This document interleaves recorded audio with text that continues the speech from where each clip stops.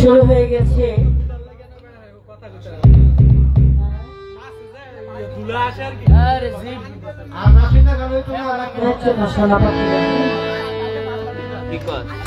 এই তো বড় মানুষ না, আমার কথা তো শুনতে হবে। উনি বড় মানুষ, তোমাদের বয়সে বড়, উনি একটা কথা বলে এটা ফালায় না, যাই বলো।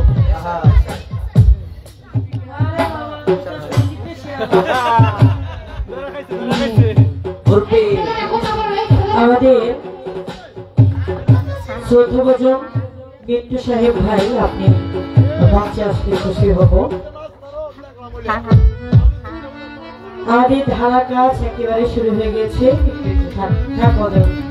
কথা বলুন না, আপনারা একটু আগে আসলে দেখলেও ভালো লাগে। আমরা যদি পরিবেশ পাই তাহলে গান করে শান্তি পাই। সবচেয়ে বড় কথা হচ্ছে আজকে যিনি আমাদের দয়াল দুলাল ফকির, যদি দুলাল ফকির দরদি আমাদের মঞ্চে একবার এসে আমাদের দেখা দিয়ে যায়, একবার এসে যদি আমাদের একটু ভক্তদের সান্ত্বনা দিয়ে যায়, তাহলে আত্মা খুব তৃপ্তি পাবে। যদি দয়াল একবার এসে আমাদেরকে দেখা দেয়। আমি আমার ধারা থেকে একটা গান গাই, তারপরে আমাদের কথা।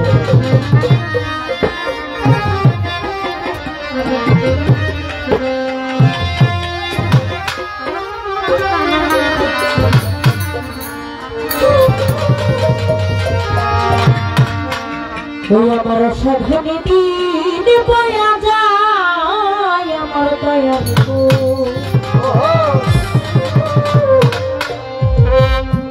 আমার সাধনে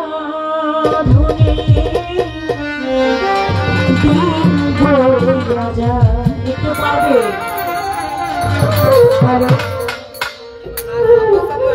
হ্যালো, এখন সুন্দর, সবকিছু বাজলে কিছুই পাওয়া যায় না, ভিটামিনের অভাব হয়ে যায়, জানে তো সব।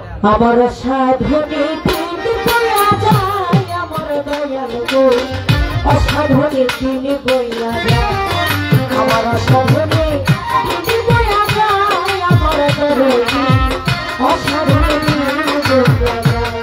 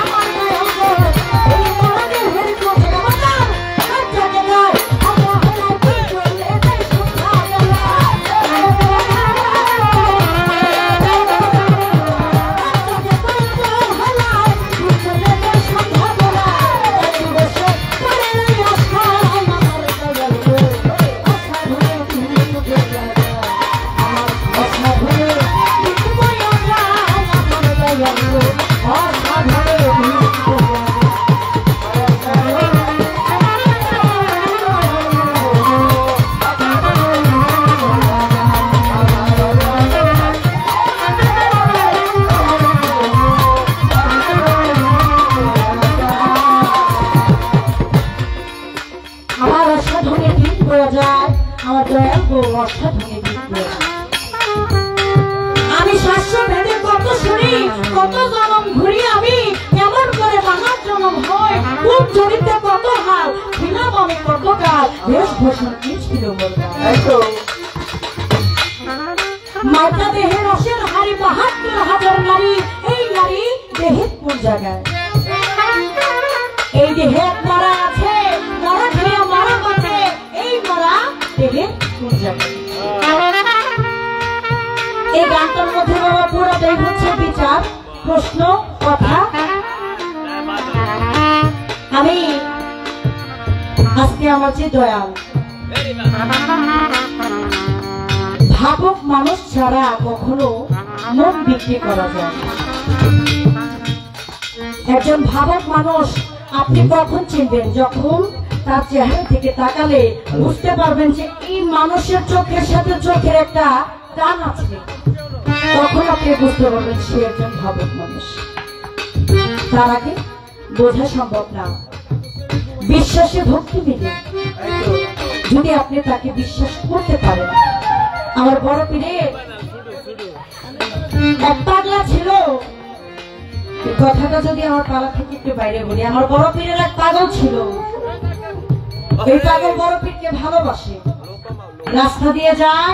আমার বড় পীর একদিন আসে, ওই দুইজনে এক রাস্তার মধ্যে আসা যাওয়া করতে থাকে। হঠাৎ করে একদিন ওই পাগলা বায়াত হয়ে এক মুচির কাছে, ওই পাগল বায়াত হইল, মুরিদ হইল এক মুচির কাছে। হঠাৎ করে একদিন বড় পীর যায় ওই রাস্তা দিয়ে, পাগলা তার দিকে তাকায় না, মুখ খানাই ভাবে ভাইটা অন্যদিকে যায়। আমার বড় পীর বলে, হে পাগল, তুই দেখে আমার সাথে কথা বলস না, তাকাস না, কি হয়েছে বাবা? পাগলাই বলে, আমি আগে যা তাকাইছি আপনার থেকে এখন থেকে আর তাকাবো না। কারণ আমি যার কাছে বায়াত হয়েছি সে দেখতে সুন্দর না, সে একজন আসতে ছোট, সে একজন মুচি, সে দেখতে সুন্দর না, সে একজন মুচি, কিন্তু আমার কাছে তাকে অনেক ভালো লেগেছে, তার প্রতি একটা বিশ্বাস ভালোবাসা জন্মেছে, তাই আমি তার কাছে বায়াত দিয়েছি। আমার বড় পীর পাগলা রে, তুই একটাবার আমার দিকে সুদৃষ্টিতে তাকায় দেয়, একবার তোর মনের ভাব থেকে আমার দিকে তাকায় দেয়। তখন পাগলায় এই কথা শুনে আমার বড় পীরের চেহারা মোবারকে তাকায়, তখন দেখে যেই মুচির কাছে সে বায়াত হয়েছিল সেই মুচির শুরু আমার বড় পীর। তাই বিশ্বাস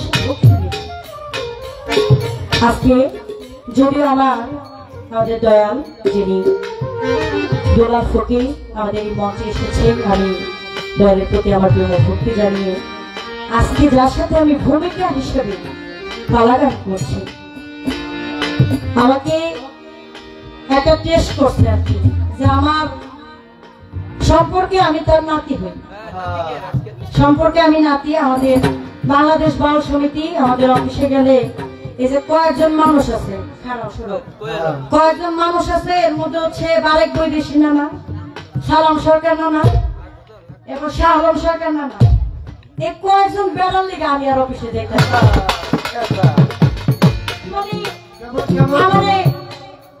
বারেক নানা কয়ে যে আমার ডার্লিং এসছে,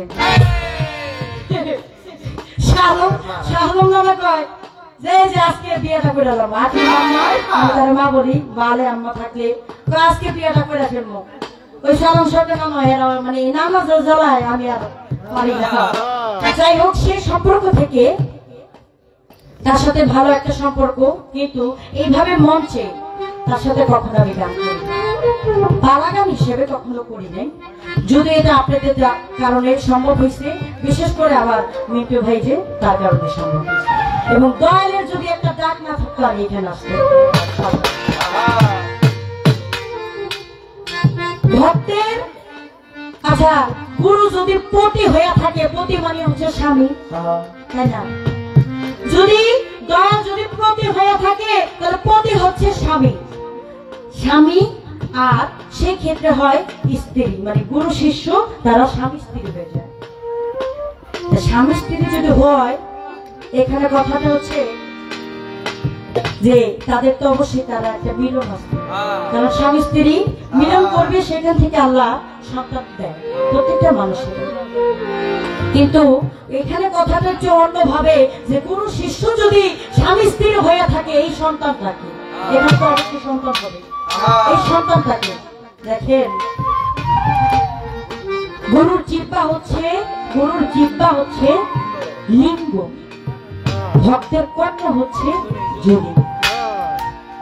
এই জিহ্বা দিয়া, এই লিঙ্গ দিয়া গুরু যখন আমাকে গুরু বাক্য দেয়, এই কানে আমি যখন শুনতে পাই, আমি যখন বায়াত হইতে যাই, আমাকে গুরু যেভাবে নির্দেশ দেয়, যেভাবে আদেশ দেয়, আমি এই কর্ণ দিয়ে শুনি, এটা হচ্ছে আমার যোনি। সেখান থেকে হয় একটা জ্ঞান সন্তান।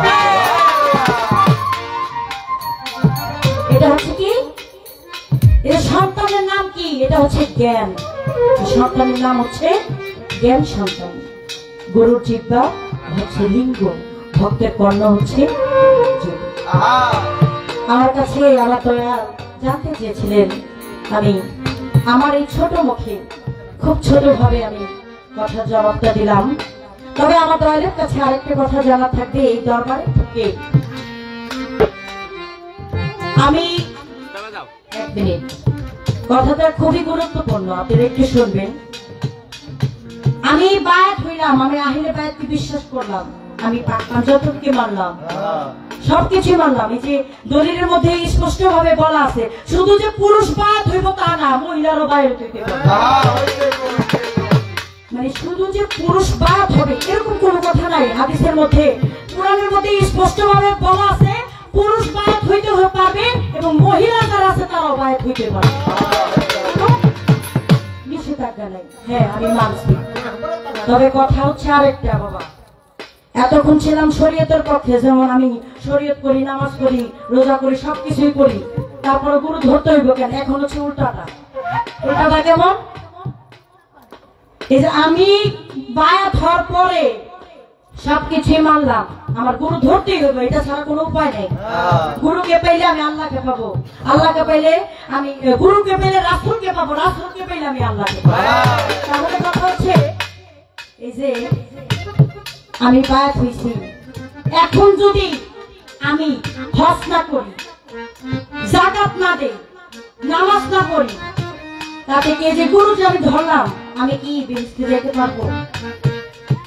কথাটা কি বুঝতে পারছেন? আবার আমি গুরু ধরছি, আপনার কথাই রাইট, আমি ধরলাম, আপনাকে আমি চিনলাম, আমি আপনাকে চিনলে আমি এই দুইজন ব্যক্তিকে চিনতে পারবো। কিন্তু কথা হচ্ছে যে আমি নামাজ পড়ি, মানে নামাজ পড়লাম না, আর পড়বো না, বা আমি রোজা করি, রোজা তো মানুষ সবাই রাখে, মুসলমান যেহেতু অবশ্যই রোজা করে, তারপরও এটা অন্য থেকে কথাটা, যে আমি রোজা করবো না, নামাজ পড়বো না, হজ করবো না, যাকাত দিব না, কিছুই করবো না, যা আছে আমি এটা কিছুই করবো না, তারপরে কি আমি এই গুরুর হাত ধরে কি বেহেশতে যেতে পারবো? আমি জান্নাতে যেতে পারবো কিনা, এই একটা কথা আপনার কাছে আমার জানার থাকবে। যদি না আপনি বলেন যে না তারপর কিছু করতে হবে, এটা আপনি ভালো জানেন কোন ভাবে করলে কি হবে। আমার পয়েন্টটা হচ্ছে, আমার কথাটা হচ্ছে আপনার কাছে এটা আমাকে সুন্দর করে জানেন।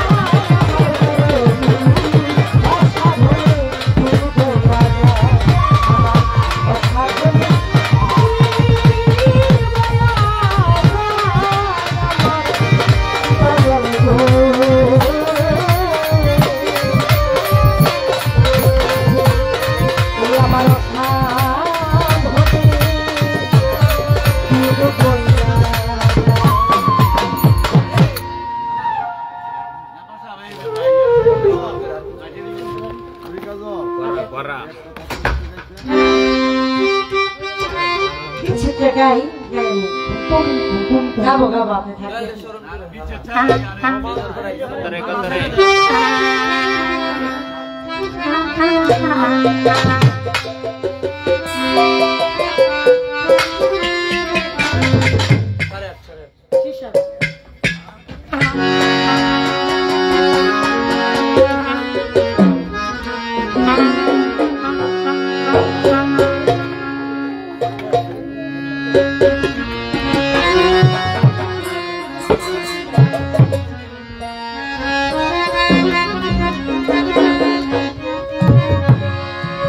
আমি পারি না যে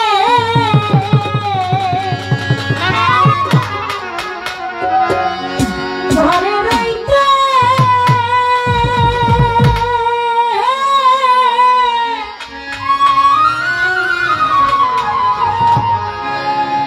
ও বাগানটা পারি বাহিরে যাইতে গো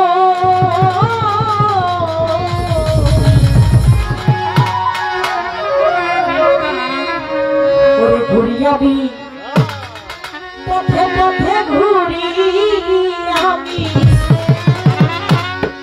পথে পথে রাস্তায় নামাইয়া দিল তোরা থেকে বাজার আমারে পাগল বানাইয়া শিরামালা পরাইল চোখের চালায়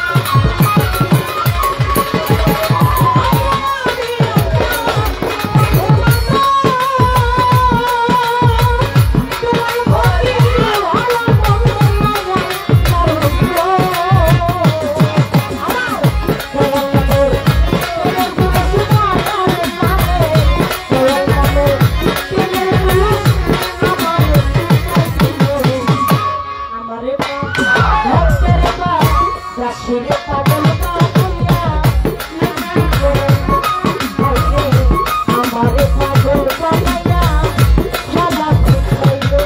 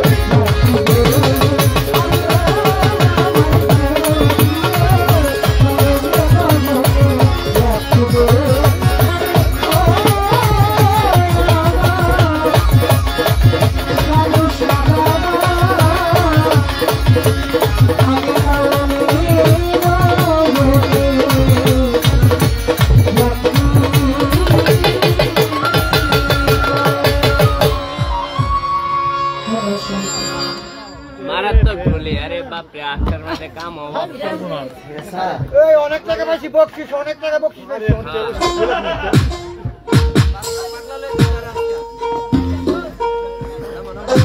নীলা বাংছে রে অনেক টাকা পাইছি বকশিশ আলহামদুলিল্লাহ নীলা বাংছে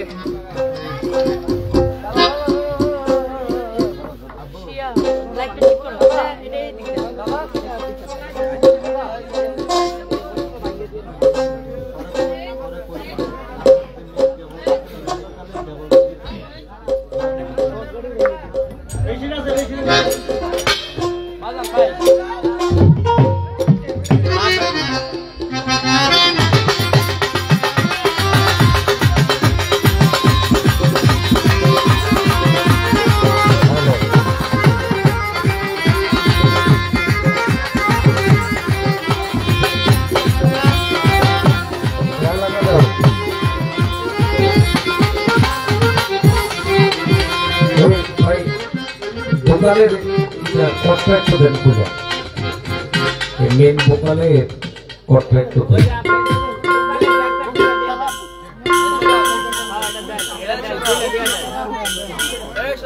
কিছু লাগবে না আর কিছু ধরে নি না একটা করে কি দেস বালের মাথা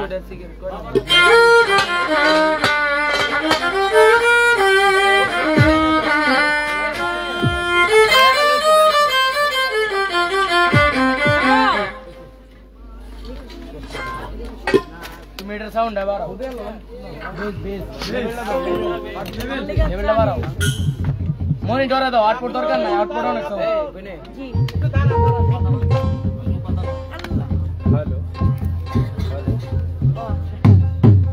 হ্যালো হ্যালো হ্যালো হ্যালো তো যাক দয়াল বাবা দুলাল শাহ আমাদের উভয় শিল্পীকে মালা এবং কি 1000 করে টাকা দিয়ে দোয়া করলেন দয়ালের প্রতি ভক্তি রইল উভয় শিল্পীর পক্ষ থেকে আর হ্যালো হ্যালো হ্যাঁ ঠিক আছে ঠিক আছে ঠিক আছে হ্যালো হ্যাঁ আমরা তো দুষ করছি না আরে এই ঢুলি কথা কথা হ্যালো হ্যাঁ ঠিক আছে হ্যালো আই তো টাকা লাগে নিচে নাই দিবি আচ্ছা 20 টাকা নিচে নাই আচ্ছা হইলো যাবেন না জিরা দিবে এটাই খুশি বাজাইলে দিমু আর তো কাম নাই ভাই কাম আনতে ঠিক আছে ইনশাআল্লাহ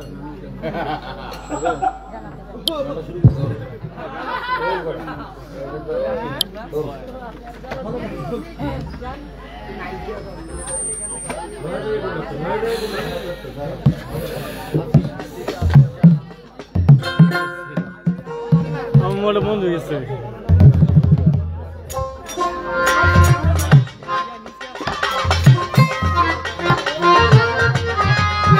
হ্যালো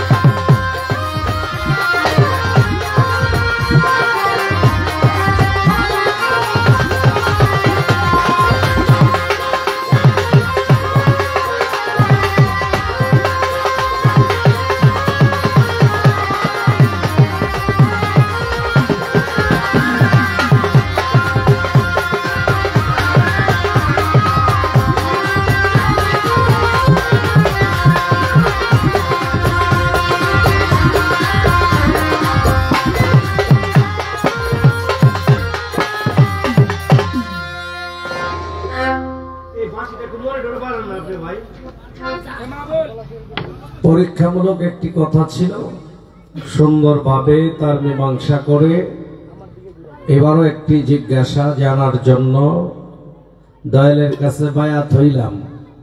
তারপরও কি আমার নামাজ, রোজা, হজ, যাকাত এগুলি করতে হবে? আর যদি এগুলি না করি তাইলে আমার পারে যাওয়ার কোনো ব্যবস্থা আছে কিনা? মানে এটা প্রশ্ন না, এটা প্রশ্নের প্রশ্ন।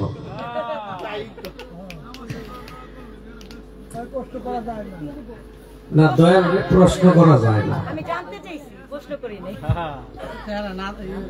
ওই যে ছোট্ট এক ছাত্র জিগাইতেছে মাস্টারে, মানে প্রাইমারি স্কুলের ছাত্র তো, এর জিগাইতেছে মাস্টারে, কত জিনিস একটা নাম 7টা, জিনিস একটা নাম 7টা, কে পারবি? কেউ পারে না। একটা আছে একটু বেশি সেনা পিচ্ছি, হ্যাঁ, এটাই কইতেছে, কয় স্যার আমি পারি। কয় তাহলে কয় মনে করেন এই যে মাথা থাকলে এটা চুল, কয় ঠিক আছে। কয় আবার কপালের নিচে আইলে এটা হইতেছে ভুরু, কয় ঠিক আছে। কয় নাকের নিচে আইলে মুস, কয় ঠিক আছে। কয় সাফার মধ্যে হইলে দাড়ি, কয় ঠিক আছে। কয় বুকে আইলে লুম, সারে কয় বুঝছি আর নামিস না। তুই যে পারবি এটা আমি বুঝছি, আর নামিস না। দয়ালকে প্রশ্ন করা যায় না, জিজ্ঞাসা করা যায়। জিজ্ঞাসার প্রশ্ন এটা আলাদা কিছু না, শুধু বলাটার মধ্যে একটু ভক্তি থাকে। আমার জানতে চাওয়া এটার মধ্যে একটা ভক্তি আছে, আর প্রশ্ন এটা কর্কশ, এটার মধ্যে আর কি ভক্তিটা নাই। এই হলো বিষয়। মূলত ওই সেইলাও এই কদু একটা গান করি আর ভাবি যে এটা কিভাবে জবাবটা দেওয়া যায়।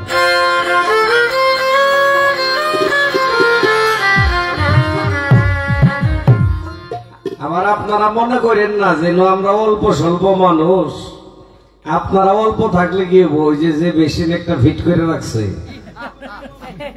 এই মেশিনটা সকালে এমন এক কাম করব যে সারা দেশের মানুষ জায়গা বলাইব এবার এক বৈদেশিক কি কইছে আর নূর কাজলে কি চাইছে, এটা কিন্তু প্রচার হয়ে যাবে। ঠিক আছে। আর যদি কথা বলার মধ্যে একটু ত্রুটি থাকে, কথা বলার মধ্যে যদি একটু ঝামেলা থাকে, এইটা যে আর ছড়ান, এটা ছড়াইব, এটা খুব দ্রুত ছড়াইয়া যায়। ভালো ভালো কথা একটু কম ছড়ায়, কিন্তু যেটার মধ্যে একটু ঝামেলা আছে এটা খুব দ্রুত ছড়াইয়া যায়। এটাই নিয়ম।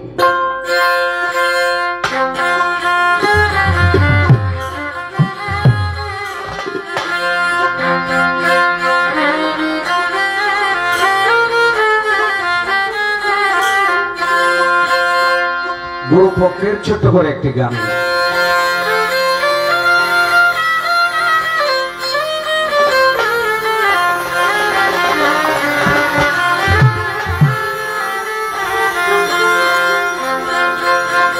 তুমি ভেবেছ আমার বেটারে ফাঁকিতে ফেলেছি,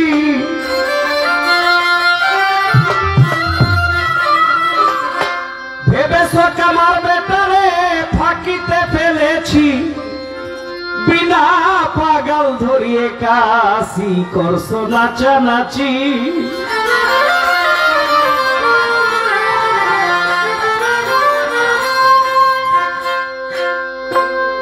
সাধক যাকে আমরা আত্মার বিজ্ঞানী বলি, লালন সাইজি বলেছে, তুমি ভেবেছ আমার বেটারে ফাঁকিতে ফেলেছি, বিনা পাগল ধরিয়ে কাশি করছো নাচানাচি।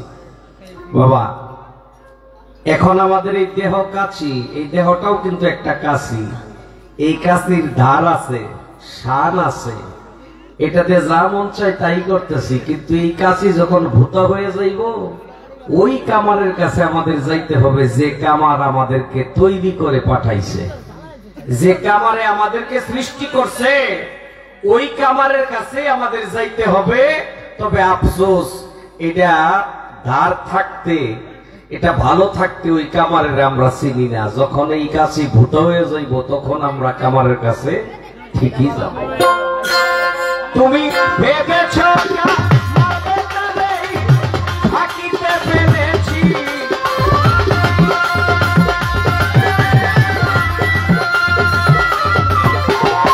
ভেবেছ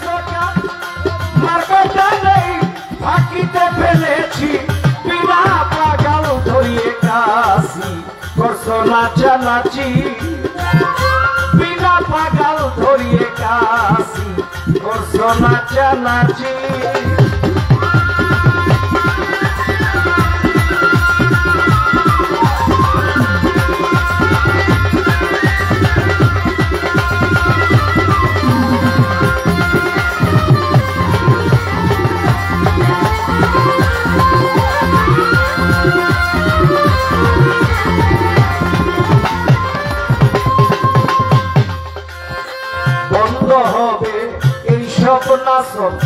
কাশিতে কাটবে না যখন কারে করবা খুশি রে মন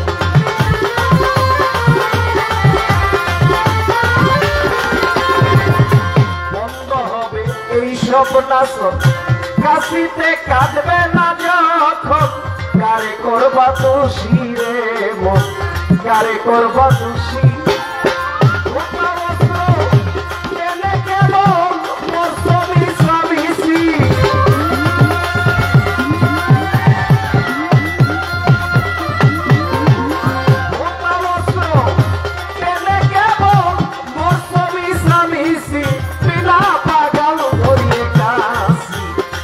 নাচানাচি বিনা পাগাল ধরিয়ে কাশি করছো নাচানাচি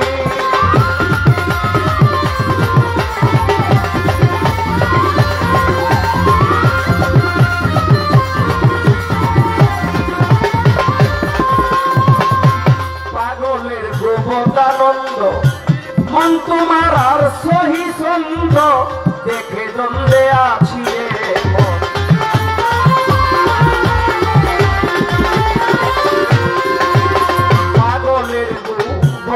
আনন্দ মন তোমার আর সহি ছন্দ দেখে দ্বন্দ্বে আছি রে মন দেখে দ্বন্দ্বে আছি নিজ মরণ পাগলে বুঝে তোর হইল না বুঝি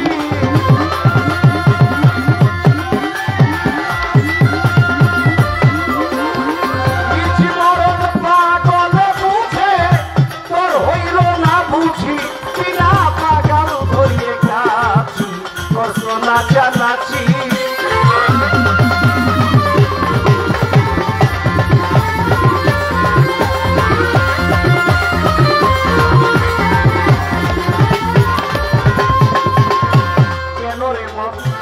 কেমন হইলি আপনা ফাঁদে আপনি পইলি তাও তো মহা খুশি রে মন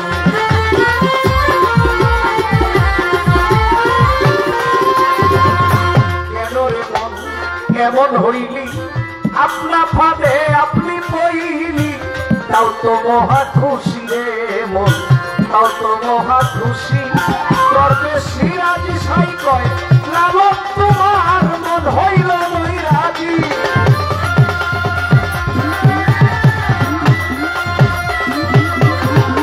সিরাজি সাই কয় লালন তোমার মন হইল নৈরাজি বিনা পাগাল ধরিয়ে কাছি করছো নাচানাচি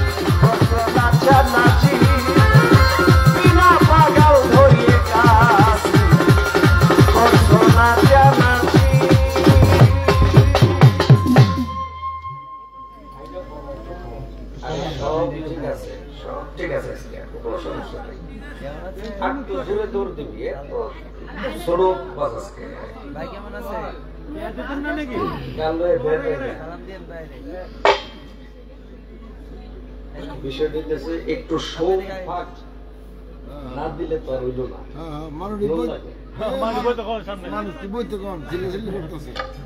সমস্যা নেই তো যাক প্রশ্ন যা প্রশ্নের জবাব করতে হয়। হ্যাঁ,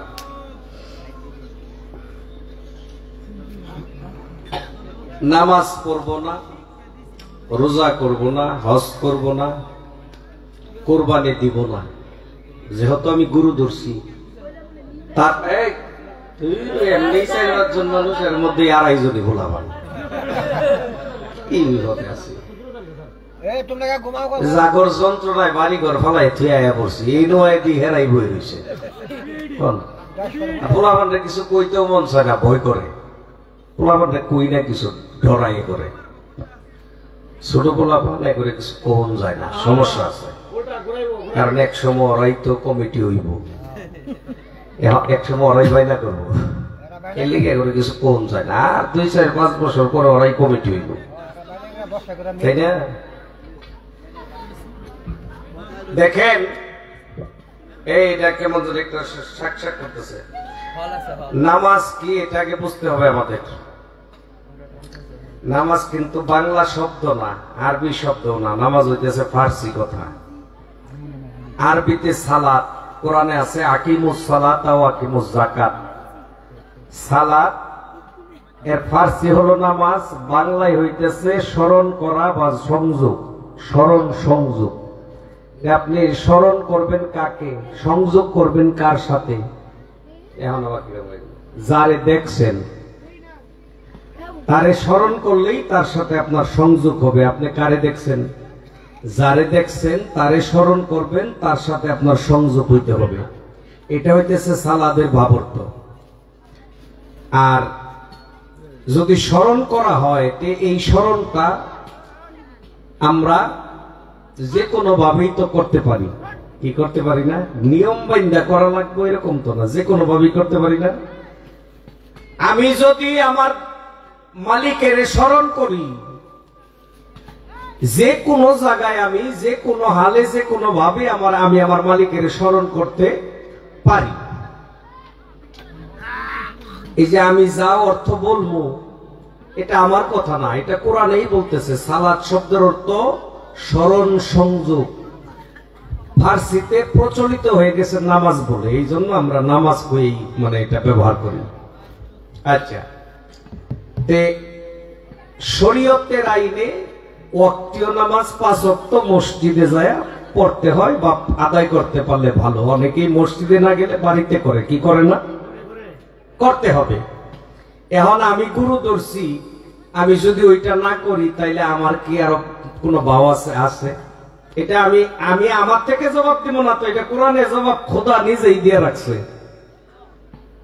সূরা মাআরিজের 23 নম্বর আয়াতের মধ্যে বলা আছে, ইল্লাল মুসাল্লিন আল্লাযিনা সালাতুদ দাইমুন, যে সব সময় জিকিররত অবস্থায় থাকে ওই ব্যক্তি শ্রেষ্ঠ ইবাদতকারী। যে সব সময় সালাতেই ডুইবা থাকে তার আর কোনো ওয়াক্তীয় সালাতের সময় নাই। ব্যাঙ পানিতে থাকতেই ভালোবাসে, ব্যাঙের যদি আপনি গোসলের নির্দেশ দেন এটা বোকামি ছাড়া আর কিছু কেউ। ব্যাঙ তো সবসময় পানির মধ্যেই নেমে থাকে, পানির মধ্যেই তো আর ভালো লাগে নাকি? এখন ব্যাঙের যদি আপনি গোসলের তাগিদ দেন এটা বোকামি ছাড়া আর কিছুই না। যে সবসময় সালাতে নিমজ্জিত, সবসময় যে সালাতে ডুইবা রইছে তারে নতুন করে সালাতের কথা বলার দরকার নাই। যদি 21,600 বার একটা মানুষের নিঃশ্বাস যাওয়া আসা করে, এই 21,600 বার নিঃশ্বাসে নিঃশ্বাসে যদি সে